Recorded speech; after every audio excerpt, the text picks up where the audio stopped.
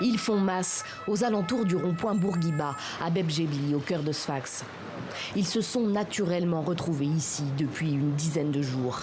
Depuis qu'un Tunisien a été tué dans des heurts avec des migrants subsahariens et que la ville de Sfax ne veut plus d'eux.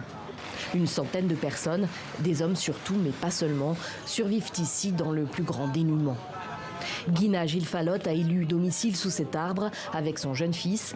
Cela faisait 2 ans qu'elle travaillait à Sfax sans être déclarée comme femme de ménage. Elle louait un appartement lorsqu'en pleine nuit, des hommes ont débarqué pour l'en déloger.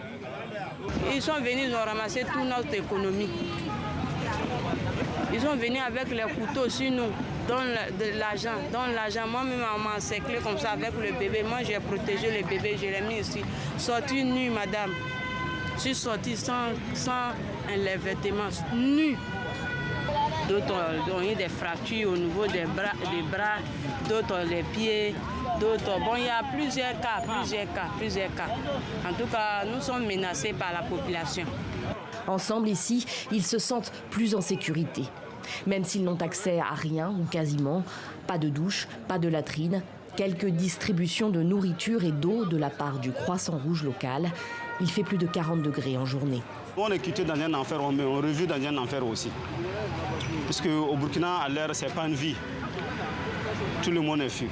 Mais ici aussi, c'est pareil. Comme un être humain, on dort dans le marché, dans la rue comme ça. Sfax est le principal point de départ en Tunisie pour l'immigration clandestine vers l'Europe. L'Italie est à moins de 400 km par la mer. Beaucoup de ces immigrés se sont établis dans la ville avec l'espoir d'en repartir un jour. Nous, on est sorti d'un pays, c'est pour pouvoir avoir un bon travail. Et comme du côté de la Tunisie, il n'y a pas de travail, on est venu pour essayer de tenter de traverser. On a essayé plusieurs fois, ça n'a pas donné. C'est pour ça qu'on est là, on s'installe, on essaie de chercher du boulot pour pouvoir vivre tranquillement. À 2 pas de ce campement, une autre population immigrée, africaine elle aussi, mais arabophone et culturellement plus proche des Tunisiens, des Soudanais qui ont fui la guerre et vivent ici depuis 3 mois.